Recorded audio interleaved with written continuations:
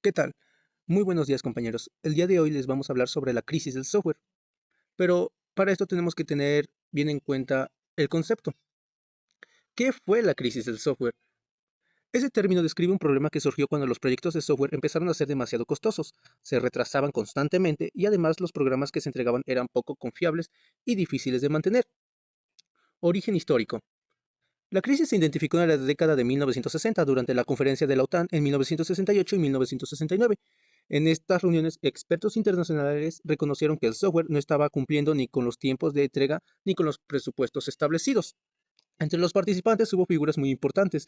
Por ejemplo, Bauer, un científico alemán considerado uno de los impulsores del término ingeniería de software, y también Peter Nau, un investigador danés que fue el editor del informe oficial de la conferencia de 1968. Ellos y otros especialistas concluyeron que la crisis tenía varias causas principales. La primera era la falta de metodologías formales, es decir, no había un proceso claro para desarrollar software. La segunda era la escasa planificación, porque los proyectos empezaban sin una organización adecuada. A esto también se le suma la alta complejidad de los sistemas, ya que el software que se pedía era cada vez más grande y difícil de controlar. Y finalmente estaba el déficit de programadores capacitados. Había mucha demanda, pero pocos especialistas con la preparación suficiente para enfrentar proyectos tan grandes. Como siguiente apartado, veremos las consecuencias en la industria. Como primer punto, los altos costos. Eso se refería a que muchos proyectos se volvían mucho más caros que el propio hardware. Como segundo punto sería retrasos crónicos. La mayoría no podía cumplir plazos de entrega o determinar un tiempo en el que se iba a entregar el software. Como tercer punto sería software poco confiable. Esto se refiere a que se liberan productos con errores críticos o con fallas que se encontraron después del tiempo de ser creados o codificados. Como cuarto punto sería dificultad de mantenimiento.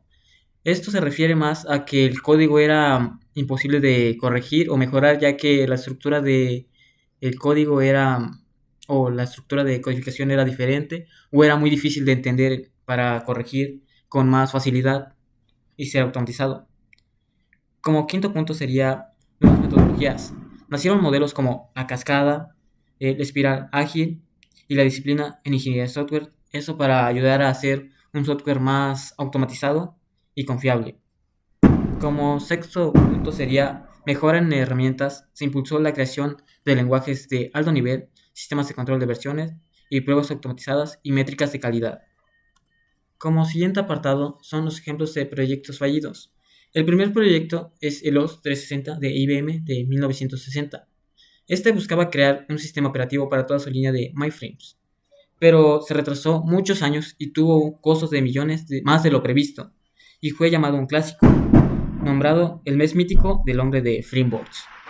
También como segundo proyecto sería el proyecto del avión F-20 en Estados Unidos en 1970. Gran parte del fracaso se debió al software de control que era demasiado complejo y costoso de mantener. Como tercero, era el proyecto Denver International Airport en 1990. Su sistema automatizado de manejo de equipaje falló repetidamente por errores de software. El aeropuerto se inauguró casi 2 años después por retrasos y tuvo miles de millones de sobrecostos. Como cuarto proyecto fallido fue Ariane 5 en 1996 en Agencia Espacial Europa, que el cohete explotó 40 segundos después del lanzamiento a causa de un error en la conversión de datos del software heredado de Ariane 4. Y como consiguiente seguirá un apartado de un video del ejemplo del proyecto fallido, que fue el proyecto OS 360.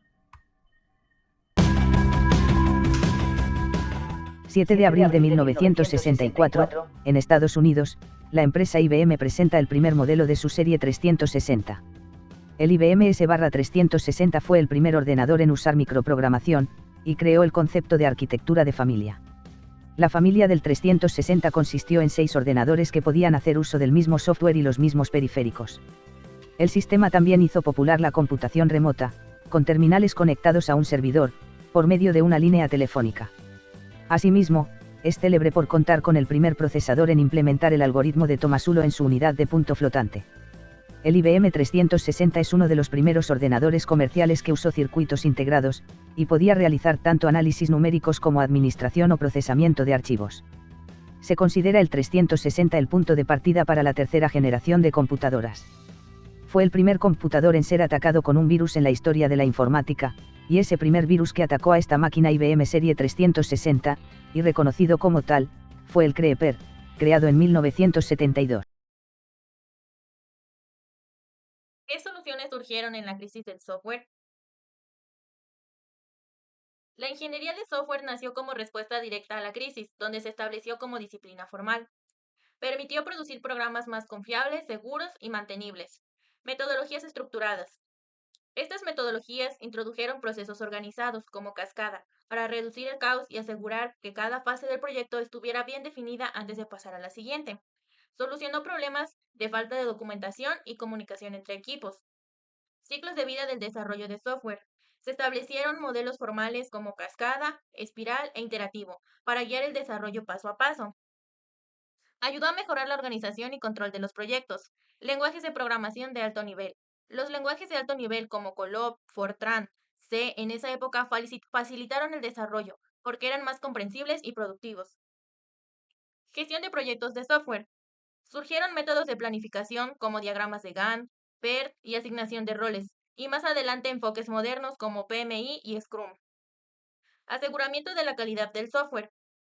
Se introdujeron prácticas de prueba, validación y verificación del software. Esto dio origen al campo del testing del software y estándares de calidad como ISO o CMMI. Conclusión. La crisis del software representa un capítulo crucial en la historia de la informática. Aunque presentó desafíos significativos, también catalizó innovaciones fundamentales que han dado forma a la industria del software tal y como la conocemos hoy. Nos recuerda que el desarrollo de software es tanto como un arte, una ciencia, requiriendo creatividad, rigor y una mejora continua en nuestras prácticas. Al reflexionar sobre este periodo, podemos apreciar cuánto ha avanzado.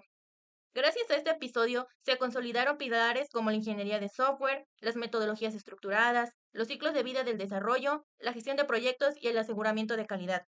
Estos elementos no solo solucionaron problemas inmediatos, sino que también sentaron las bases para el surgimiento de prácticas modernas como el desarrollo ágil, la integración continua y la automatización de pruebas.